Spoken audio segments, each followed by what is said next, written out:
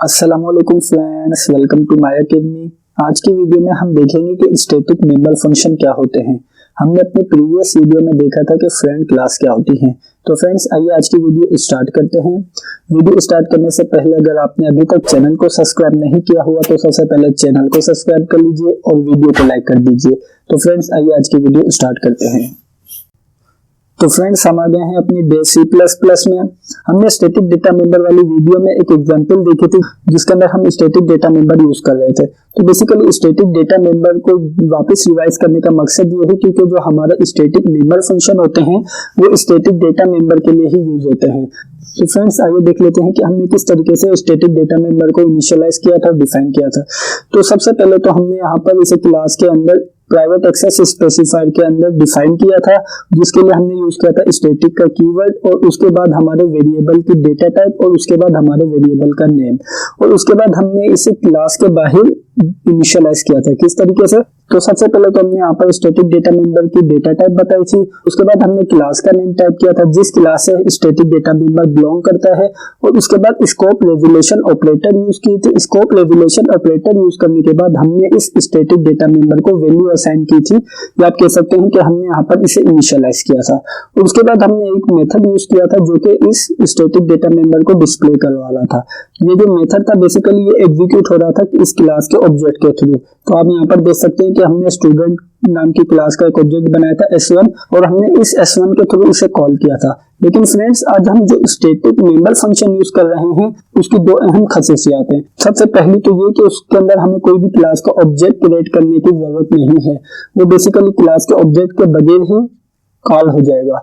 दूसरी बात ये कि वो सिर्फ यूज होता है स्टैटिक डेटा मेंबर के लिए। ठीक है फ्रेंड्स। तो फ्रेंड्स, ये तो हमने देख लिया स्टैटिक मेंबर फंक्शन के बारे में थोड़ी सी इंफॉर्मेशन। आइए इसे इंप्लीमेंट करते हैं, उससे आपको और भी ज्यादा क्लियर हो जाएगा। तो फ्रेंड्स, हमने यहाँ पर अपना पहले से ही बेसिक सिंटैक्स टाइप करके रखा हुआ है।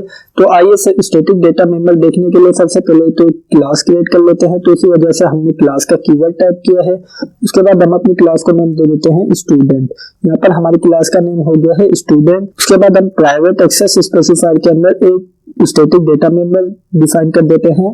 सबसे पहले तो हम स्टैटिक का कीवर्ड यूज करेंगे। उसके बाद हम अपने डेटा मेंबर की डेटा टाइप डिफाइन करेंगे। उसके बाद हम अपने स्टैटिक डेटा मेंबर को नेम देंगे। हमने यहाँ पर नेम दिया है एज। ठीक है। उसके बाद अब हमें मालूम है कि हम स्टैटिक डेटा मेंबर को क्लास के बाहर इनिशियलाइज करते हैं। किस तरीके से?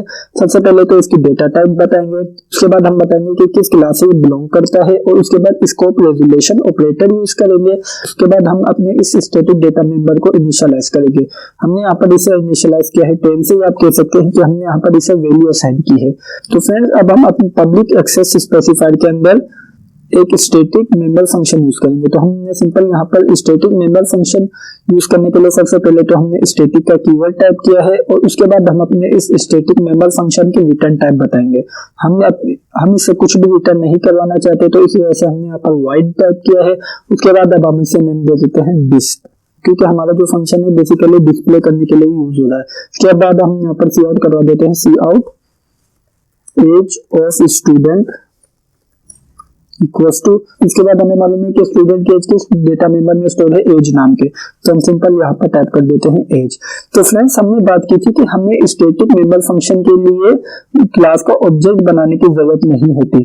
तो इसी वजह से हम यहाँ पर मेन के अंदर बेसिकली क्या करेंगे, मेन के अंदर सबसे पहले तो हम अपनी क्लास का नेम टाइप कर देंगे। हमारी क्लास का नेम है स्टूडेंट और उसके बाद हम यूज करेंगे scope resolution operator. Scope resolution operator use करने के बाद अब हम अपने स्टैटिक मेंबर फंक्शन का नेम टाइप करेंगे। हमारे स्टैटिक मेंबर फंक्शन का नेम है डिस्प, तो हमने सिंपल यहाँ पर टाइप किया है डिस्प। तो आइए अब इसे कंपाइल करके रन करते हैं। को कंपाइल करके रन करने से पहले वापस देख लेते हैं कि हमने यहाँ पर अपने स्टैटिक मेंबर फंक्शन के लिए कोई भी क्लास का ऑब्जेक्ट नहीं बनाया। आप देख सकते हैं कि किसी भी क्लास के ऑब्जेक्ट के थ्रू इसे कॉल नहीं किया, बल्कि हमने इसे डायरेक्टली कॉल कर लिया। तो आइए अब इसे कंपाइल करके रन करते हैं। जैसे हमने इसे कंपाइल करके रन किया तो हमारी स्क्रीन के ऊपर शो रहा है एज ऑफ स्टूडेंट। तो फ्रेंड्स, इस तरीके से हम स्टैटिक डेटा मेंबर को यूज करते हैं। तो फ्रेंड्स, हमने सेकंड पॉइंट भी बताया था कि जो स्टैटिक मेंबर फंक्शन होते हैं वो बेसिकली स्टैटिक डेटा मेंबर के लिए ही यूज होते हैं। रीजन क्या है? रीजन ये है कि हम स्टैटिक मेंबर फंक्शन के स्टार्ट में स्टैटिक का कीवर्ड टाइप कर रहे हैं। तो इसका मतलब ये है कि हमारा जो स्टैटिक मेंबर फंक्शन है वो सिर्फ स्टैटिक डेटा मेंबर के लिए ही यूज होगा। तो फ्रेंड्स ये थी हमारी आज की वीडियो में। उम्मीद करता हूँ कि आपको वीडियो अच्छी लगी होगी और समझ आई होगी। अगर वीडियो अच्छी लगी है तो लाइक लाजमी कीजिएगा, और अगर आपने अभी तक चैनल को सब्सक्राइब नहीं किया हुआ तो सबसे पहले चैनल को सब्सक्राइब कर लीजिए और बेल के आइकन पर लाजमी क्लिक कीजिएगा। Thank you for watching this video friends, bye bye.